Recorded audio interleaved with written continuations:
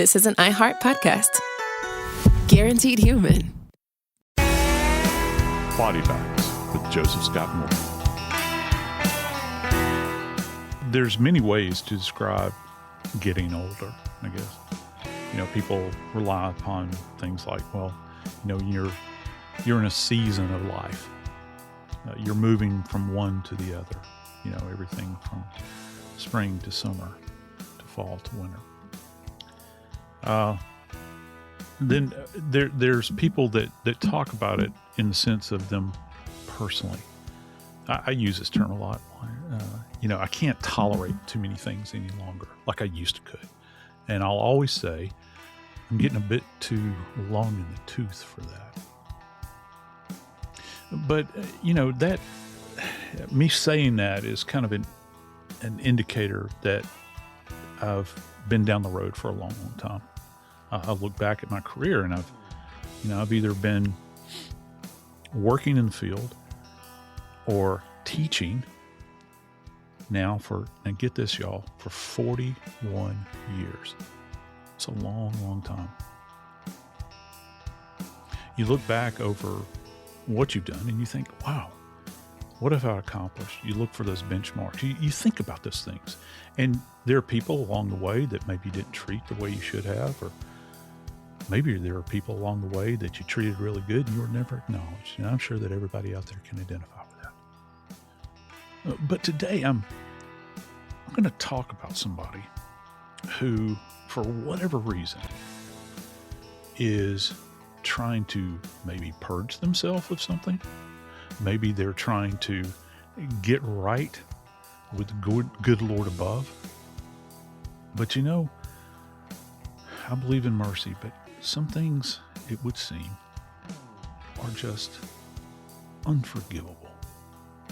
Today we're going to delve in to the life of a young lady who was killed back in 1965. She was killed by a guy who became known as the torso killer. I'm Joseph Scott Morgan, and this is Body Bags. Dave, I'm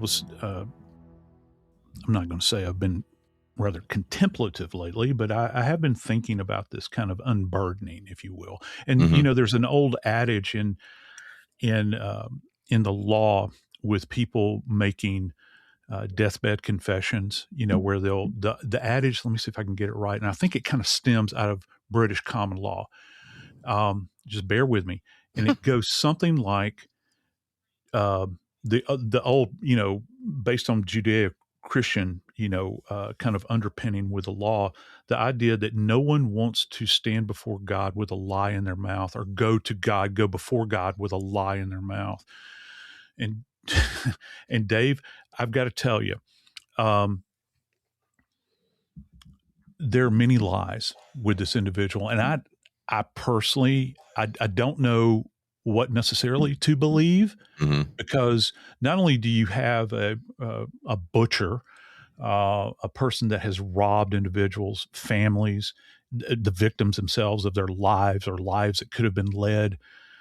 You've got a guy that is a deceiver and a liar, and he's made a big splash in the news just this past week, as he has been on all these documentaries that have popped up about him.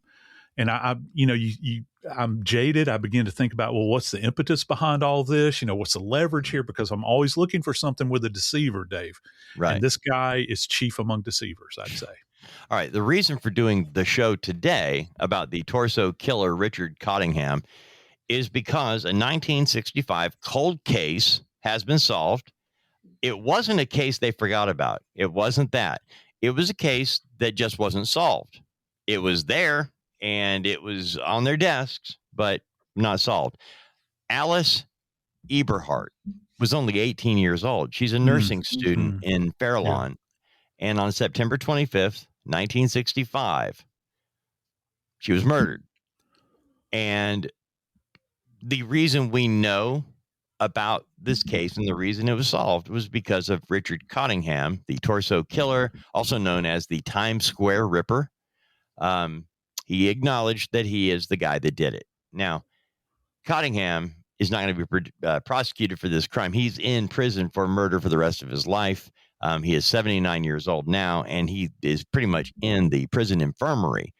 He's not expected to go back to a jail cell. You know, he's in his waning years in bad health. But the admission merely allows the city of Fairlawn to close the case and say, okay, no, it's solved, which is fine. And I'm hoping the family actually, you've heard Joe and I say there's no closure. There are just different seasons in how we deal with things. And I'm hoping that this allows the family to at least accept we now know what happened in terms of who did it.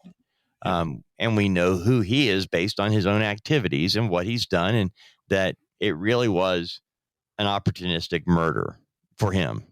So, yeah, you know the term I like, Dave, and I that? think you'll probably, I don't know if you'll agree with this or not.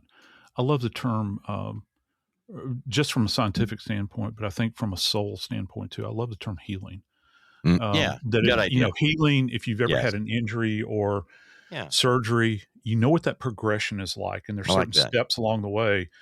If you've got an open sore and you're not having any success and this thing has been bothering you, for years or months or years or days. What a great point.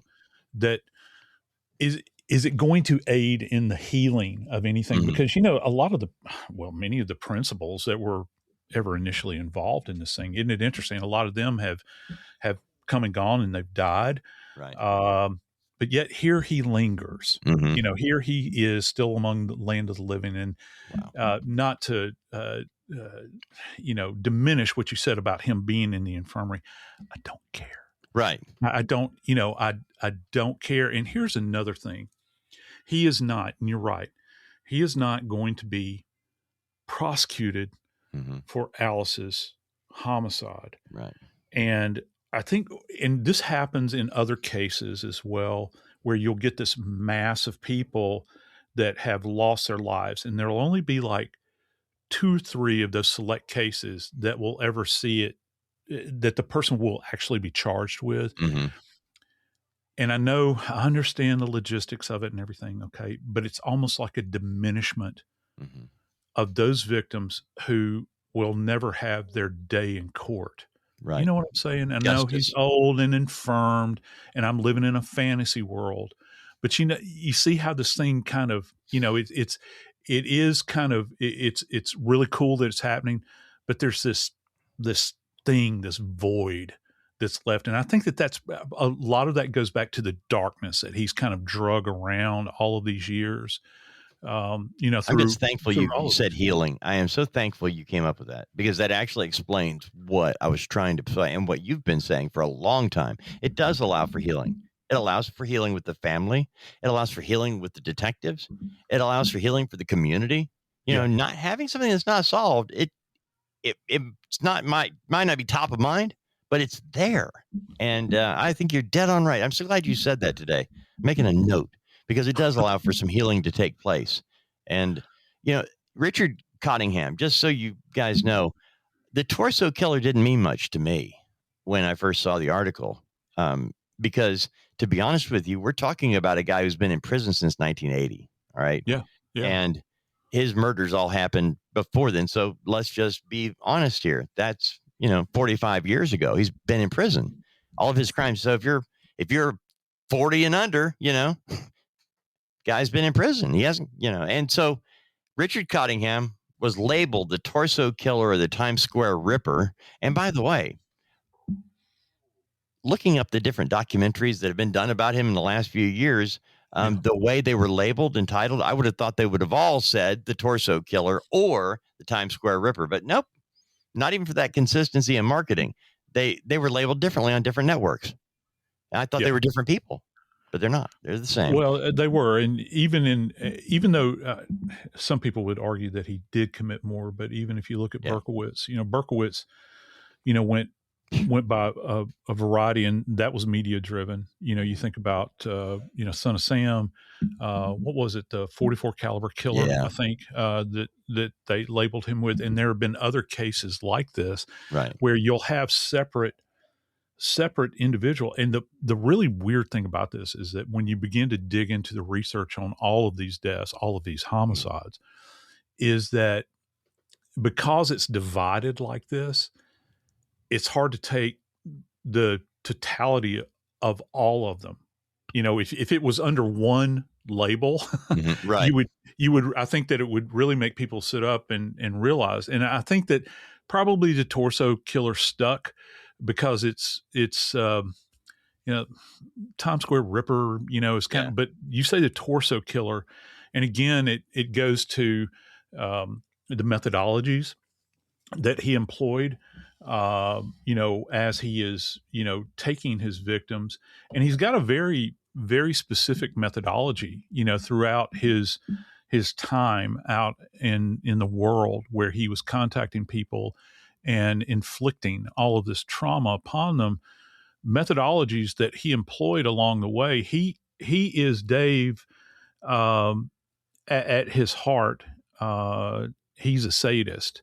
I mean, in the purest sense, because he combined not just the ending of lives, but you've got an individual that literally would desecrate the dead, and in life he would inflict trauma upon them. I find it interesting that the woman who actually was being attacked, where they finally hooked him up on charges, it's only by the grace of God that she survived, Dave. She's in a hotel room. She's screaming out. A maid, I believe, heard her call out, and they held him. The employees at the hotel, they held him in place until the police showed up. And when they got there and they saw what he had done or attempted to do to this woman, they began to fit things together. They didn't have the same ability, I think, during that period of time. We knew at a rudimentary level that there are signatures. And right now, I'm not talking about so much a forensic profile, because that's not my area. I'm talking about the nature of down into the heart and soul of the forensics about what would happen, with these victims every single time that he went on the hunt. And trust me, this guy does hunt. I know that that's kind of a cliche thing, but he's actively looking for individuals, and he would purposefully work in different types of settings. It was not always, in some car. It was not always out in the woods. Dave, he would change his MO to the extent that he would go into private residences. These aren't just all prostitutes that he's taken. These are women that are at home by themselves. And, there one case in particular, where he had killed this woman in her master bathroom. She leaves behind children and a husband. And Dave, that poor husband lived under a cloud of suspicion for the remainder of his life, and he never appreciated or came to the understanding that the person that had killed his wife had been incarcerated. There were still people that would, offer up cutting glances at him and say, in whispers, who he was married to, those sorts of things. But in the end, he is behind bars. But it is incumbent upon us to explore a little bit more about this individual and the horror that he visited on Long Island, in New Jersey perhaps, and in New York, and Lord only knows where else.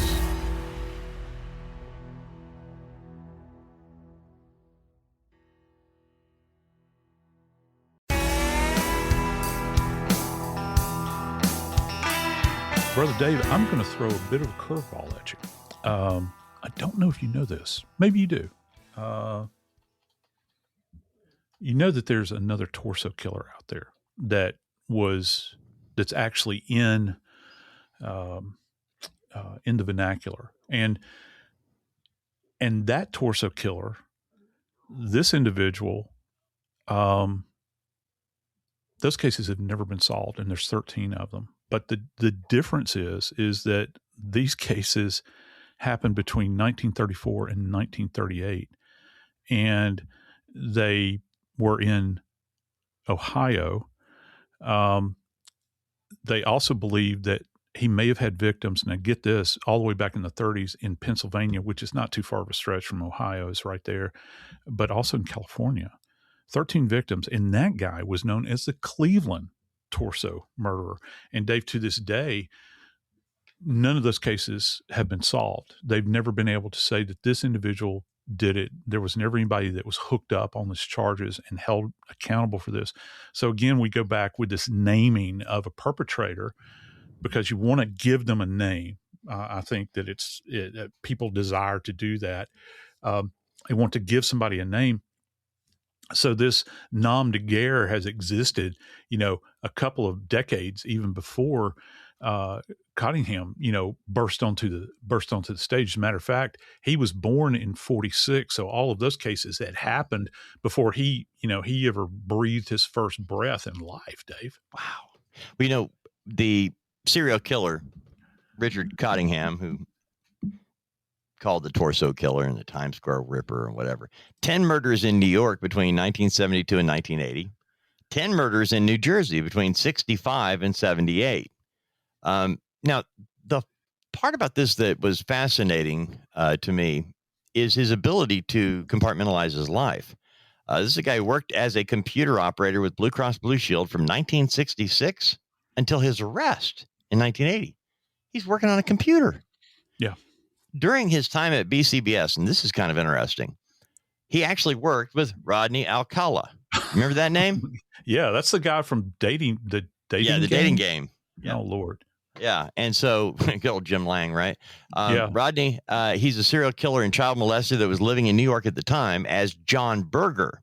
Now, Cottingham and Alcala were not aware of each other, apparently, until each one was arrested. And that's when, oh, dude, I worked with him. So just, go figure that one out. What's really chilling, and I think I'm getting this right about Alcala. I think Alcala, he's the one that had posed or was acting as a photographer. He's the guy where they found all of those images in his house of the unnamed victims. Have you ever seen those images? And they just go on, and there's volumes of these things and a lot of them look like beach scenes, from like Cali, back in the 70s, where he's just taking random pictures of women there. And Lord only knows how many that he was actually responsible for. And the fact that these two people's lives kind of intersected is fascinating to me. Fascinating. You want to break out the math on that one to see what is the possibility, But beyond that, we were looking at different things with Cottingham because I'm trying to figure out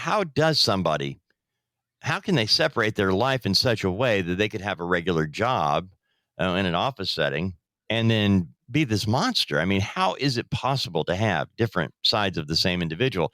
During his time of attack, right? In 1969, he was arrested for a DUI in New York City, which, when you look at how we view DUIs then versus now, guy got a $50 fine, that was it.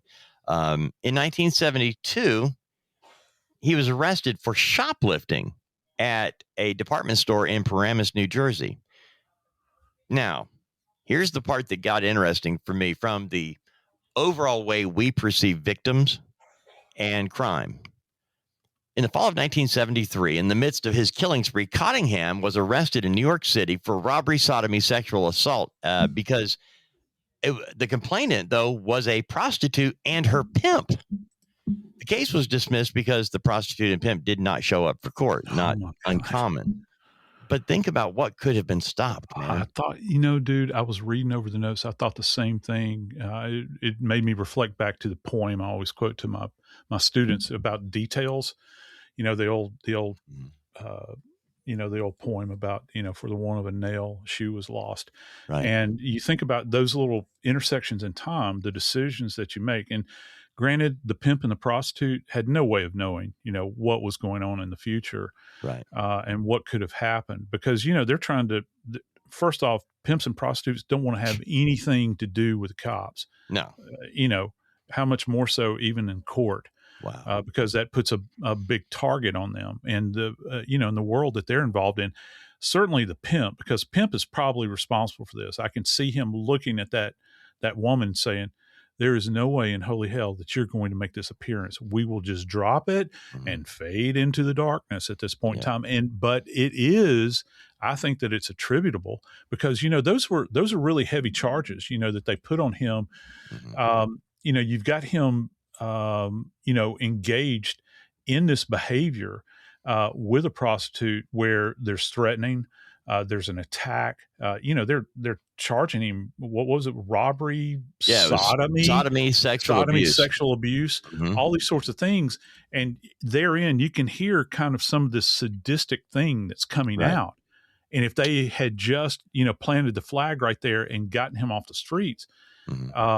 Rather sad tale, you're thinking, well, could these people have survived? Right. Or would he have just been put away for a little while and then he would have engaged after that again? Because they say, I don't know that this thing is ever, it's insatiable. I think, I personally think that it is, when you get into literally taking a knife, and I've actually had cases like this, where you have individuals that are victimized, and I've had cases where individuals have had the breast cut off, hands cut off, these sorts of things. He's got 2 beheadings that he was involved in, and in these cases with the beheadings, Dave, he had 2 women in the room, and dig this, both in separate beds, and they had both been beheaded. That's the kind of monster that you're talking about with this guy. Go ahead. There's also fire involved in this. Before I started doing the show with you, I thought when people did fire, lit their crime scene on fire, it was to destroy evidence. And you talked about how that doesn't actually do it. But hey, before we move on to that, I did want to point out that after the prostitute and pimp don't show up in the fall of 73 to, when the charges are dropped, 6 months later, the same thing happened. So 6 months later in 1974, the spring, basically the same type of a crime complaint by a prostitute, and the case was dismissed when she didn't show up. So 2 times within 6 months, he's charged with the same thing, and the end result is charges are dismissed. Now, going to the 1980 arrest, and this is where Leslie Ann Odell, 18 years old, Joseph Scott Morgan, I don't know how she did. I looked at this and spent a lot of time on it. Yeah. I'm trying to figure out how she was able to save herself. She's with a very experienced killer, a very experienced man for holding women against their will and torturing them. And she's able to, at 18 years old, save herself. Yeah. And you dig down into this, Dave. And, I'd mentioned that this victim in particular was screaming out, and she's, people, we might use the term hero kind of indiscriminately. This was a heroic measure on her end, and you can't judge her because of her lifestyle. All right. In this circumstance, she's a human being that's 18 years old, Dave. All right. Yep. In this particular case, he had he threatened her with a knife. He's always got a knife with him, this guy does, because, and this goes back to this idea of the torso killer. There's a lot involved in this, and sometimes it's very nonspecific, but he would attack with a knife. But Dave, most of his killings, now get this, were not at the tip of a knife blade. Mm-hmm. He would finish people off, these women off, by asphyxiation. So that tells you a lot about this individual, where you're introducing a sharp force weapon into this scenario, and you bring them to the point of death. Now he's threatening her. He forces her he's threatening her to put on handcuffs. And Dave, here's the really horrible part to this. he literally bit off one of her nipples. Yeah. Bit off one of her nipples. And that would be something, that through an assessment, if he did that on a deceased victim, we would look for connectivity. He had apparently this kind of fascination with breast. I think that he listed that way. Obviously, it goes without saying that the breasts are a very sexualized area. You've got this individual that is removing breast. He's bitten a breast. And this goes to sadism as well, because when teeth are applied to a particular area of a living person, it can either mean, some people have to defend themselves by biting somebody that's trying to choke them out or something. But sometimes the teeth can actually be used as a means of torture. All right. And so I think that he understood that. I would like to know, and, we've talked about how invalid now bite marks are. Oh, yeah. But in a general sense with bite marks, you can look at something from a qualifying standpoint and say, yeah, this is probably a bite mark. But, as we've discussed, I think on a previous episode, we talked about how you cannot necessarily quantitatively say that this is a bite mark that ties back to a specific person. That's the rub with bite marks. But you can see these kind of contused areas that are associated with these linear, let's see, how can we describe this? They're little linear lacerations that come around that are generated by the teeth, where you'll either get this kind of puncture movement that goes down into the flesh. The way our mouth is designed, you will actually have, and people might not understand that, but the incisors, which are our leading teeth, are actually to incise. Okay. You think about slicing a loaf of bread, and our canines, even back in a primal sense, canines are meant for tearing. So once you get past the incisors, which you chomp like this, and then the canines, you watch a dog, or a wolf or a bear even, they will turn their head side to side in order to rip away tissue. And you'll see that manifestation with bite marks many times. You'll get this kind of dragging, abraded area. There's also sucking that's involved with this. So many times you'll get this kind of gigantic hickey-like appearance that is, most of the time, it's indicative of a bite mark. And the reason this hickey, which is a contusion essentially, varies from, say, like a normal pattern, like if you're struck with like a bludgeon, is because the margins, it's framed out, Dave, by these little incised areas and these little torn areas, these little lacerated areas. That's how you delineate between, like, was this person struck with a head of a hammer, or is this something else? Well, what are these interesting little, incised areas all the way around, or lacerations all the way around? With him, I'm fascinated.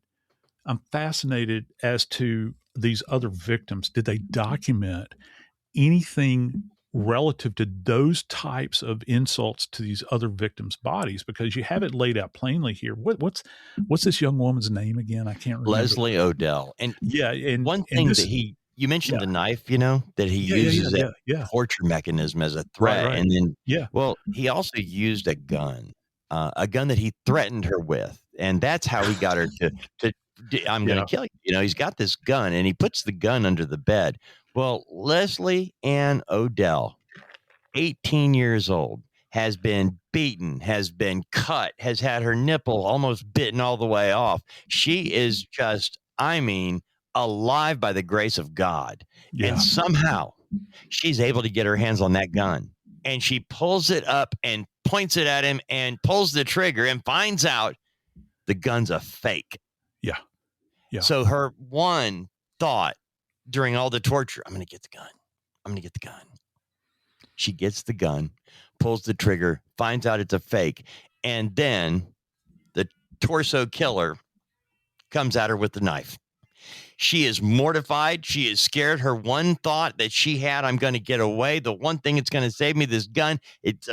And she screams, a blood-curdling scream that actually is heard. Now, I'm sure there were threats to keep her quiet. The gun, keep you quiet, I'll shoot you in the head, And finally, when she realizes that's not a threat anymore, here comes the knife. She screams and alerts everyone in that hotel. And a lady working in a room comes over and like, we got a problem. And that's how the torso killer was actually caught, Joseph Scott Morgan.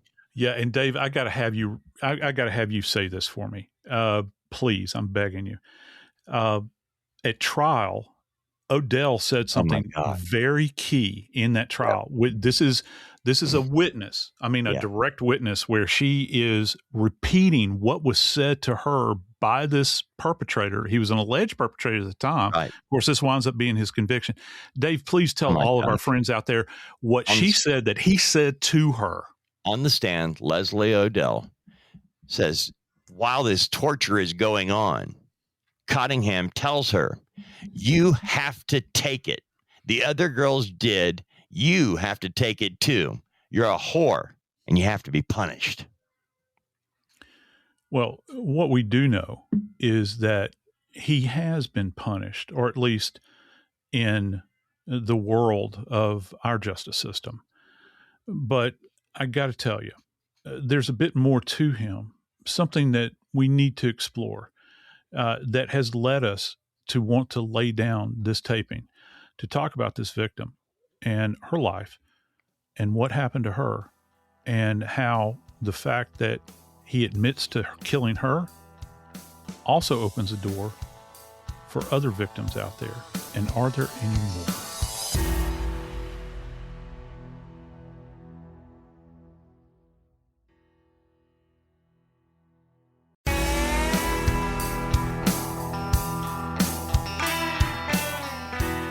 Dave, this is a world ago.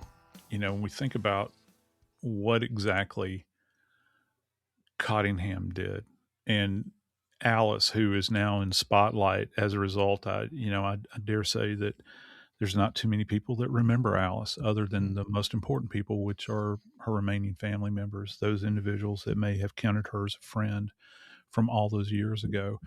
You think about Alys, she was a nursing student. She's probably fresh out of high school. She's only 18 years old, Dave.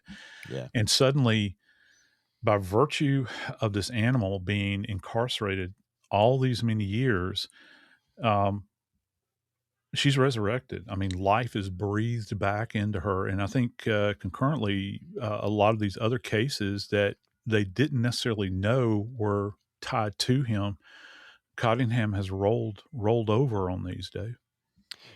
Joe, the part about this that really sticks with me, and I'm so glad you labeled it healing, because Cottingham has been in prison since 1980. Okay, he's sitting in there convicted of multiple murders. He ain't getting out, and he knows that, but he's not coming forward.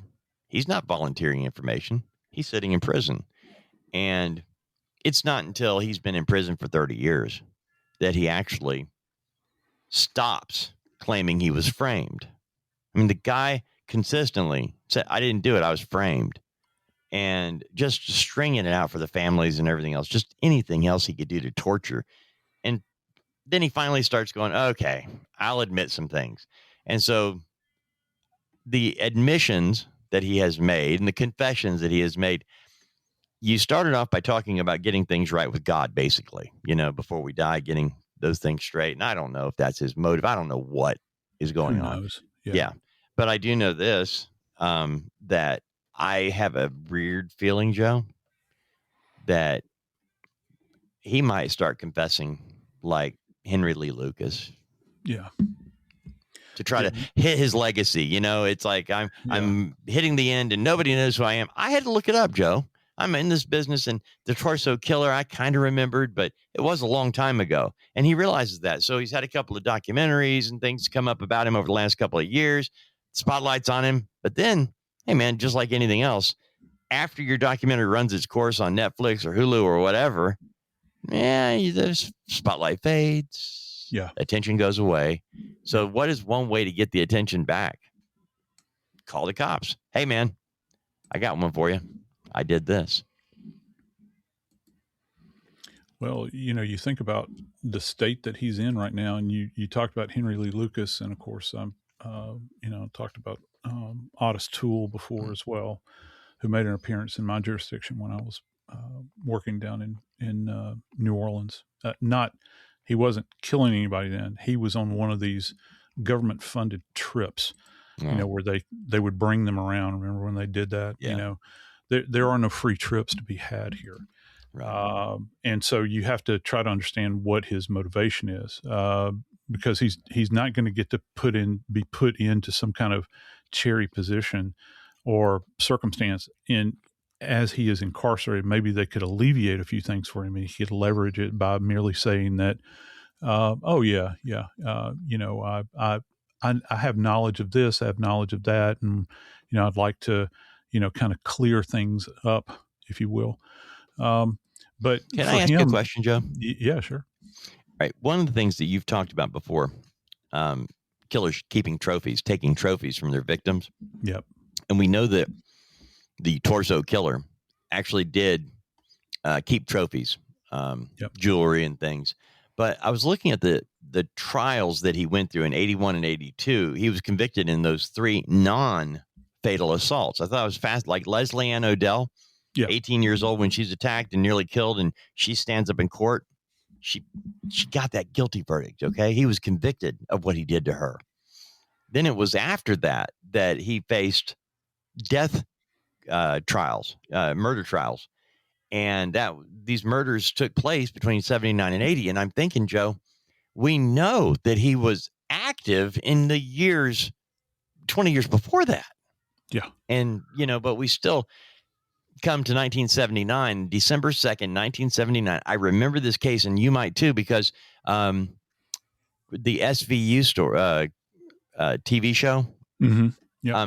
They actually, they do things, they rip from the headlines or whatever. And sometimes they'll take a case that happened years ago and they rewrite it up and put it in there. This case, Joe, was featured on there, but, made into a fictionalized version of it.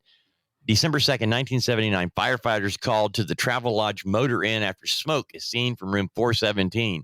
Firefighters find 2 naked women on separate beds. They had been brutalized before their deaths. Their hands were cut off, and they were both beheaded. Yeah. Autopsies revealed both women had been tortured and sexually assaulted for days while alive. How can you determine all of that when you've lost the hands, you've lost the heads? And I don't think they ever found any of those. But well, one of the things that he stated, Dave, that Cottingham stated, is he did that in order to diminish our ability, and I say the forensic science community's ability to get them identified, which is so utterly bizarre. Yeah. When you think about that, that you begin to think about, well, where did these items, where they spirited off to, where were the heads, where were the hands? And he had time to think about this, Dave, because let's understand this.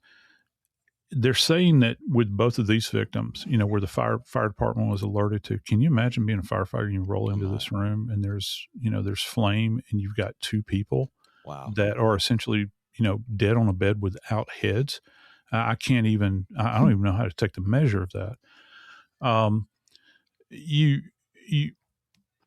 This torture had gone on for days and days on both of these women, and the logistics involved in doing this, to have them, and you're in a space where because of the level of pain that's being inflicted, that there is a high probability that this could be heard. We're talking about Travelodge Motor Inn, all right? Those walls are very, very thin, okay?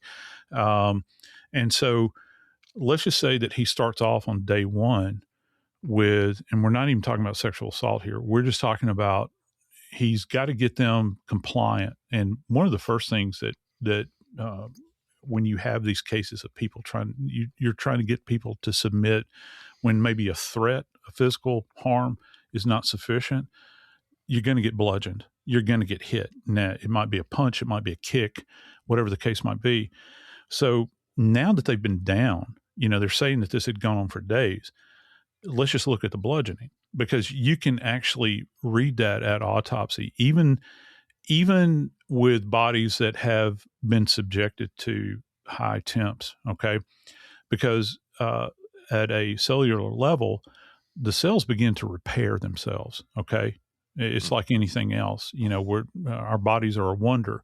So if you sustain like a strike, all right, you can see evidence that the oldest strike is trying to repair itself. And histologically, when we take those samples, and nowadays when we have cases involving subjects that have been struck, and they would have done the same thing back then, I'm sure.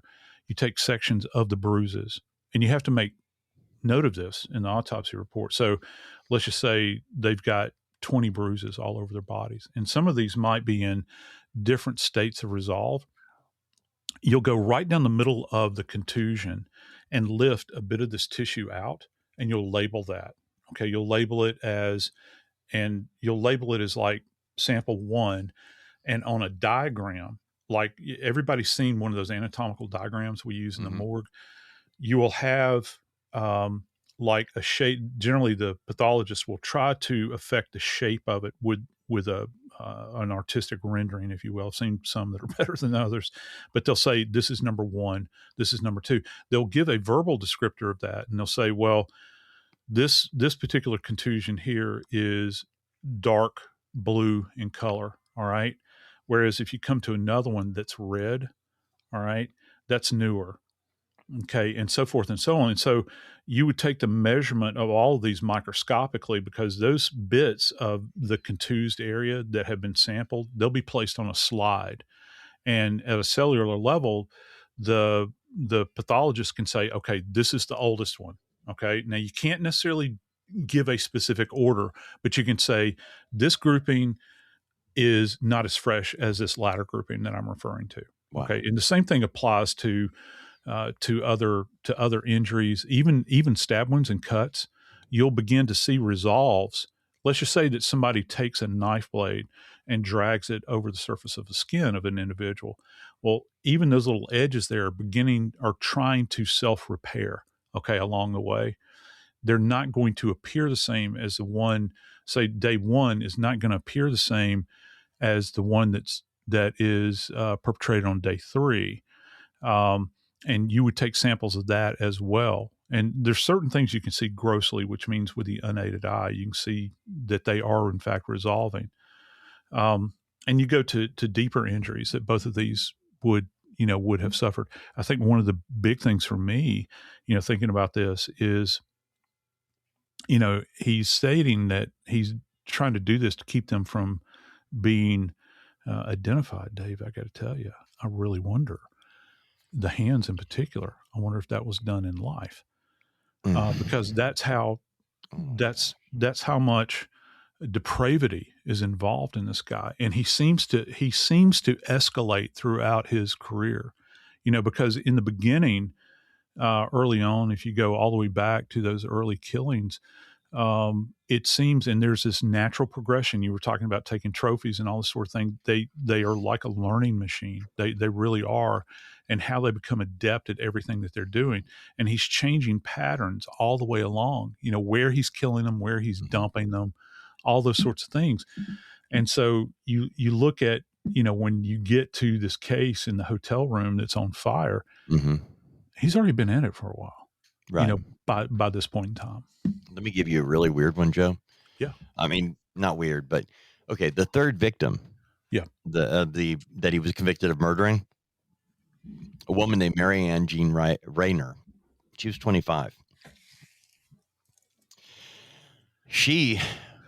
Her body was discovered at the Seville Hotel in New York City. Cottingham cut her throat. He removed both breasts, left those on the headboard of the bed, and then set Rayner's body on fire to destroy evidence. But here's the key, Joe. That happens May 15th, 1980. That's when they found her. Leslie Ann Odell was 7 days later. Oh, holy smokes. Yeah, 1 week. And so Mary Ann Jean Rayner dies 1 week before Leslie Ann Odell survives the attack and stops the killer. where would he have gone from there? I think it's a big question. Had she not screamed out, it's quite telling. This desecration of the body with the breast. I think how this guy's progressing on this journey that he's on with the sadistic behavior, chronically sadistic. What's the purpose of removing the breast and then putting it? Well, I think a big part of this is the shock value of it, because I remember I had a case many years ago where I had it was a South American drug gang that had killed a guy that had shorted them money, and they cut his testicles off. And that's the only injury he had on his body. Somebody had held him down. And when I got to the scene, Dave, his lower torso is covered in blood, as you can imagine. And Dave, they had taken, and dig this, they had taken his testicles and sat them immediately adjacent to his head at the same level as his eyes. And they'd let him bleed out. There were people, of course, in this case, they let him bleed out from this, but there were people holding him down while he did this. Well, that's sending a message. I think the big question with this scumbag is we have to ask is what message is he trying to send? Because, at the end of the day, it's not that there's anything noble in drug dealing, but for those people, that's viewed as a business arrangement. I think my big question is, had he entered into an arrangement with the devil? I'm Joseph Scott Morgan, and this is Body Bag.